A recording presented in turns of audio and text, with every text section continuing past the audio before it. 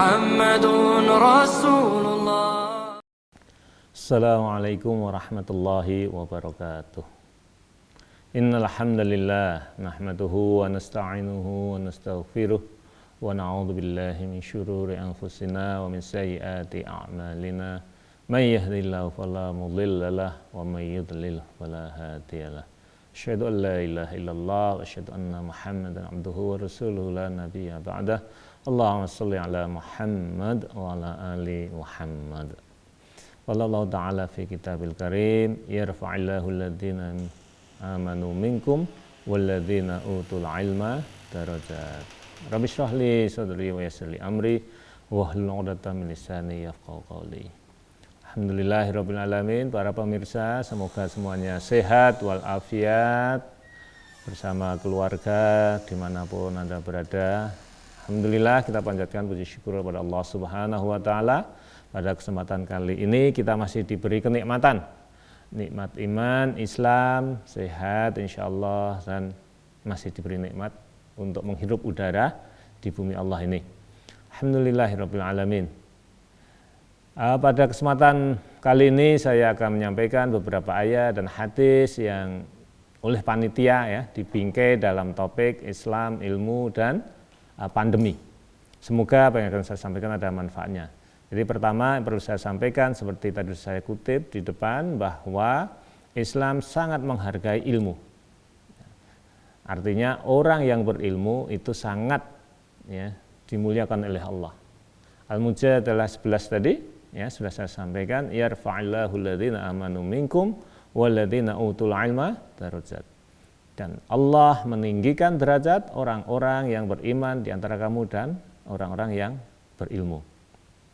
Kemudian Allah juga berfirman dalam Al-Quran surat Az-Zumar ayat 9, hal yastawil ladzina ya'lamuna wal ladzina la ya'lamun. Jadi ini satu ayat yang berupa pertanyaan tetapi sebenarnya nggak perlu dijawab.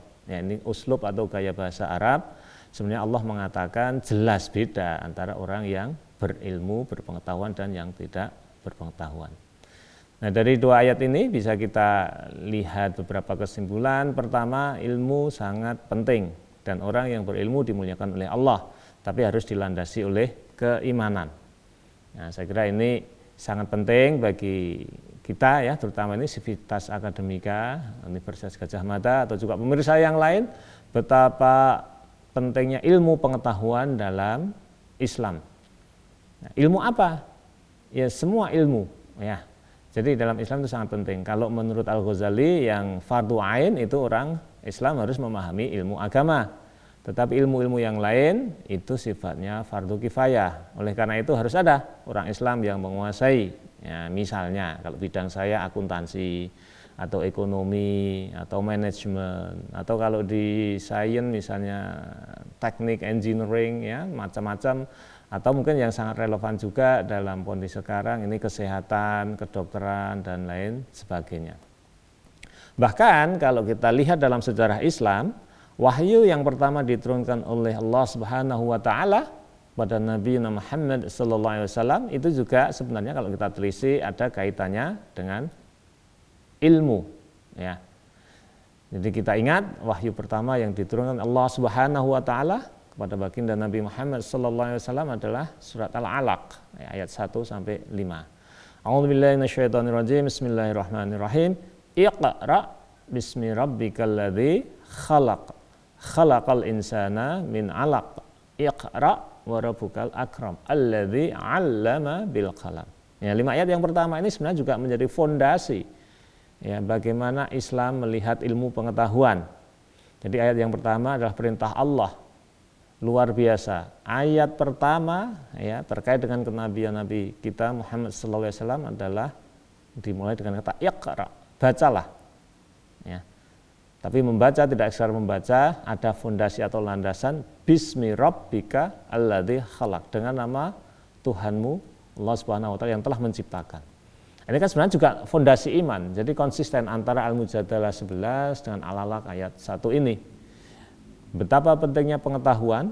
Pengetahuan bisa dicari dengan membaca, tetapi keduanya menyebutkan fondasi atau landasan adalah iman kepada Allah Subhanahu wa Ta'ala. Nah sekarang kalau kita lihat membaca, apa yang dimaksud dengan membaca?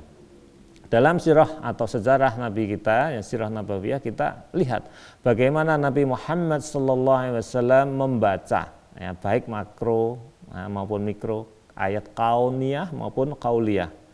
Dari sisi dakwah misalnya kita mengenal istilah ya sirri atau dakwah, kemudian jahri atau dakwah. Jadi dakwah yang tersembunyi, kemudian yang terang-terangan. Karena ini adalah hasil pembacaan Nabi, ya, terkait dengan sosiologi masyarakat, misalnya situasi dan kondisi masyarakat saat itu.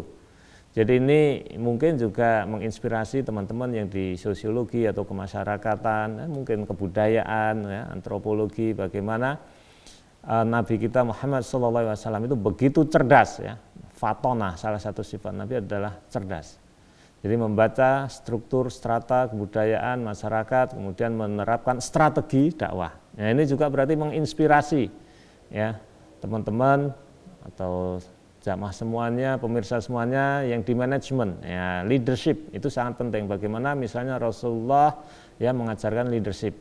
Jadi seorang leader harus membaca situasi, nah, lalu baru menentukan strategik inisiatif. Nah, ini kalau bahasa di manajemen kan begitu. Jadi dibaca ayat-ayat kauniyah, ya, situasi alam. Begitu juga di eksak, saya kira sangat penting membaca ayat-ayat Allah yang berbentuk ciptaan Allah atau makhluk Allah, ya. Misalnya gitu ya, mengapa ada hewan yang bisa terbang? Ini terutama untuk adik-adik ini ya, yang semangat menuntut ilmu. Mengapa misalnya kok ada hewan yang melata? Ya itu kelihatannya kalau nggak kita perhatikan nggak ada maknanya, tetapi sebenarnya kan itu bisa menginspirasi. Mengapa katak? Ya itu bisa hidup di dua alam. Ya, burung bisa terbang, mungkin itu bisa menginspirasi bagaimana pesawat terbang, ya, kita kembangkan dan lain sebagainya. Nah, lalu terkait dengan katak tadi, ya, mungkin ini ya, bisa menjadi inspirasi mengembangkan kapal selam. Ya kita baru mendapat musibah kemarin, ya.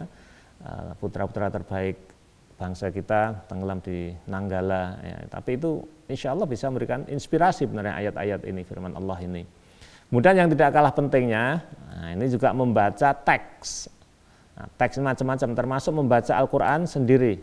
Jadi ayat-ayat Allah yang berupa qauliyah, ya, qaul Allah, firman Allah itu di Al-Quran itu. Nah ini saat yang tepat di bulan Ramadan, ya, ini sangat tepat. Nah, Syahrul Ramadan alladzi unzila fil Qur'an hudal linnasi wa bayyinatin minal huda wal furqan. Jadi saatnya, ya, kalau mungkin kemarin di bulan-bulan yang lain kita sibuk, ya. Mohon maaf ini yang seperti saya, bapak-bapak sibuk mencari nafkah untuk keluarga, mungkin adik-adik juga sibuk membaca pelajaran yang lain. Nah, mungkin di bulan Ramadan ini kita baca lebih banyak Al-Qur'an, kita fahami, kemudian ya harus kita amalkan, ya. Khairukum man ta'allamal Qur'an wa 'allamah. Jadi sebaik-baik kalian adalah yang belajar Al-Qur'an. Belajar ya mulai dari membaca, memahami gitu ya, sampai kalau di hadis tadi ya mengajarkan, 'allama yu'allimu, mengajarkan. Nah, itu kaitannya dengan ilmu pengetahuan. Kemudian di ayat berikutnya, ini dulu waktu saya masih MTS ya, setara dengan SMP itu mendapat pelajaran ayat ini, kemudian ustadz saya atau guru saya juga mengajarkan. Nah, ini kan sebenarnya bisa menjadi inspirasi di dunia kedokteran, ya. Khalaqal insana min 'alaq, ayat kedua, yang sudah menciptakan manusia dari sesuatu yang menggantung, al-'alaq. Nah, menggantung ini apa? Ternyata ya waktu madrasah aliyah, ya, SMA itu harus belajar biologi juga, ternyata manusia itu menggantung di rahim ibunya. Ini juga merupakan inspirasi dari Al-Qur'an tentang ilmu.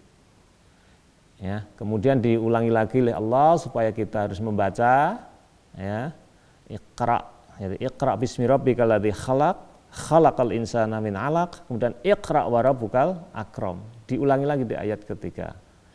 Ya, Iqra bismi rabbikal ladzi khalaq, khalaqal insana min 'alaq, Iqra wa rabbukal akram alladzi 'allama bil qalam, yang mengajarkan manusia dengan qalam, 'allamal insana ma lam ya'lam. Jadi di 5 ayat ini ada kata Iqra diulang, ya, paling tidak 2 kali, ayat 1-3, kemudian kata 'allama yu'allimu, ya, mengajarkan, itu satu akar kata dengan ilmu. Jadi sejak awal, ya, kenabian, wahyu, ya, wahyu yang diturunkan kepada Allah, ini Islam sangat menjunjung ilmu pengetahuan, ya, inspirasinya kan begitu. Nah, kemudian yang topik kedua terkait dengan pandemi. Ya ini kita semua ya masih prihatin ya, sudah 1 tahun lebih pandemi masih di sekitar kita ya, tentu saja kita harus tetap berusaha, berdoa. Tetapi sebenarnya di balik pandemi ini kalau kita berpikir positif, jamaah sekalian juga ada hikmahnya. Karena kalau di dunia akademik misalnya ya, saya kemudian beberapa teman-teman itu ya tertantang atau terdorong untuk melakukan penelitian karena adanya pandemi ini.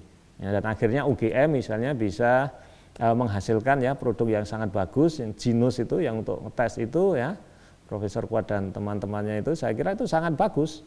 Ya ini juga bagaimana ya Allah memberikan pandemi, tapi di balik itu ada hikmah ya, banyak pengetahuan yang bisa dikembangkan dari pandemi atau musibah ini. Nah, bagaimana Islam melihat sebuah musibah? Ya, kalau kita lihat di Al-Baqarah ini adalah sebagai sebuah cobaan. Ya. Walanabluwannakum bisyai'inal khaufi wal ju' wa naqsim minal amwali wal anfusi wath thamarat. Tapi Allah berfirman di bagian belakangnya wabasyiris sabirin alladzina idza asabathum musibah qalu inna lillahi wa inna ilaihi rajiun. Jadi paling tidak sikap kita ya menghadapi pandemi ini ada 2. 1, ya kita menerima ikhlas, sabar, yakin bahwa ini dari Allah Subhanahu wa taala sebagai bentuk ujian. Ya. Nah, ini harus kita sadari. Jangan sampai punya keyakinan misalnya wah ini penyakit, wah karena setan-setan sedang bergentayangan. Ya. Penyebabnya virus ya, tapi virus ini juga makhluk Allah dan ini sedang Allah uji ya, kita diuji oleh Allah. Harus sabar. Jadi kita mengatakan innalillahi ya, kita semua ini milik Allah ya, hidup mati memang milik Allah. Ya, kalau kita lihat pandemi ini virusnya ya secara teoritis gitu kan ya banyak. Ya yang sangat lebih rentan ya, yang lebih rentan kena virus yang punya penyakit bawaan gitu. Tetapi ya ternyata atas takdir Allah saya punya ya guru, teman, kolega itu yang macam-macam variasinya. Yang punya penyakit bawaan alhamdulillah bisa sembuh. Tapi yang kelihatannya sehat walafiat ya karena kehendak Allah meninggal itu juga ada. Nah, itu juga berarti memang kita harus sadar betul bahwa semua ini atas kehendak Allah. Ya. Adanya virus, adanya pandemi, hidup atau mati itu ya kehendak Allah. Tetapi bagi kita yang penting adalah kita harus bersabar. Nah, sabar ini paling tidak ada 2 dimensi. 1, ya, karena ini sebuah penyakit, ya, maka kita harus berusaha menghindarinya. Ya, karena ini sesuai dengan maqasid syariah atau tujuan syariah. Ya, bahwa ya yang kedua kan hifdzun nafas ya, kita harus menjaga diri kita. Ya kita sadar bahwa hidup mati urusan Allah, sakit sehat urusan Allah, tapi manusia harus mengusahakan. Ini bentuk sabar yang pertama. Jadi saya kira sangat relevan ya misalnya kita menjaga protokol kesehatan. Nah ini krunya di sini juga tetap pakai masker. Saya tadi juga pakai masker ya sebelum ambil gambar, sebelum take ya pakai masker ya kita menjaga. Kemudian vaksin itu sebagai salah satu bentuk kesabaran juga saya kira. Ya mestinya kita juga ya maulah divaksin gitu ya. Kemudian bentuk kesabaran yang kedua yang kita kaitkan dengan tadi ya pengetahuan ya kita harus selalu berusaha mencari ya, obatnya ini apa ini kira-kira. Karena dalam hadis diriwayatkan oleh Imam Muslim ya Nabi Muhammad SAW bersabda yang potongannya itu saya ambil bagian belakang likulli da'in dawaun. Setiap penyakit pasti ada obatnya. Nah kalau sekarang belum, ini belum aja. Justru dari kondisi ini sekali lagi mendorong ya kita ilmuwan atau calon ilmuwan ya untuk selalu berusaha mencari obatnya ini apa. Ya saya kira pandemi sudah terjadi ya, kemudian yang bisa kita lakukan ya satu itu mencegah ya meluasnya pandemi ini supaya kita tetap sehat. Ingat ya menjaga kesehatan itu juga perintah Allah ya. Perintah Allah, jadi kita harus menjaga kesehatan kita. Kemudian yang kedua, bentuk sabar adalah kita tidak putus asa, senantiasa berusaha ya, mencari obat atau solusi. Enggak boleh putus asa, karena putus asa ini bukan sifat orang yang beriman. Wala ta'asu min rahillah fa innahu la ya'asu illa qaumul kafirin. Jadi jangan putus asa, karena yang putus asa hanya orang-orang kafir, orang-orang yang tidak beriman. Jadi saya kira bisa kalau kita tarik benang merahnya ya, Islam, ilmu pengetahuan, dan pandemi. Nah, mau dari manapun mulainya bisa kita kaitkan. Ya, saya kira ini pilihan topik yang sangat bagus dari panitia. Jadi kalau kita lihat sekali lagi, Islam itu sangat menghargai ilmu pengetahuan, kemudian orang yang berilmu yaitu dimuliakan oleh Allah. Nah, kemudian sekarang dalam situasi pandemi ini ya kita harus berusaha untuk mencegah pandemi supaya tidak meluas. Kemudian kita juga harus berusaha menemukan obatnya ya. Ini saya kira sangat terkait. Nah, khusus ini untuk adik-adik yang muda ya, yang mungkin ini situasi saat ini masih apa itu Jawanya itu deg-degan ya. Hatinya berdebar-debar karena kemarin masih ikut UTBK ya, ujian tulis berbasis komputer, lalu mendaftar ya, mencari sekolah ya yang mau masuk perguruan tinggi, ya menunggu pengumuman, ya itu harus berdoa, belajar terus. Seandainya besok belum diterima lewat jalur SBMPTN, nah ini saya kira tetap harus berusaha. Banyak perguruan tinggi yang membuka jalur ya, kalau di UGM namanya ujian mandiri. Saya kira ini juga. Jadi Anda jangan kendor, adik-adik yang mau sekolah ya, yang mau kuliah tetap terus belajar. Begitu juga pemirsa, adik-adik ya, mahasiswa-mahasiswi, di masa pandemi Anda juga tidak boleh kendor belajar. Nah, cuman perlu penyesuaian. Ya, sekarang dengan teknologi ya, tetap Anda bisa belajar di mana saja kapanpun selama ada internet. Nah, ini juga penting. Nah, internet ini juga hasil dari teknologi, ya, hasil dari pengembangan ilmu. Saya kira ini menjadi sangat penting ya bagi kita semua untuk terutama kita sebagai Muslim ya terus harus belajar mengembangkan ilmu pengetahuan untuk kemanusiaan dalam konteks pandemi ini misalnya mencegah pandemi tidak meluas dan juga mencari obat untuk coronavirus 19 ini. Ya, saya kira ini singkat, semoga ada manfaatnya ya. Sebagai intinya sekali lagi saya tekankan Islam sangat ya memandang penting ilmu pengetahuan dan memuliakan orang-orang yang berilmu. Nah, ilmu bukan untuk ilmu sendiri tapi untuk ya kemanusiaan termasuk dalam kondisi pandemi ini adalah bagaimana kita menyembuhkan pandemi, menyembuhkan penyakit, kemudian mengurangi dampak negatif dan lain sebagainya. Sekali lagi terima kasih, mohon maaf kalau ada tutur kata yang kurang berkenan di hati pemirsa, semoga ada manfaatnya. Assalamualaikum warahmatullahi wabarakatuh. La ilaha illallah Muhammadun Rasulullah.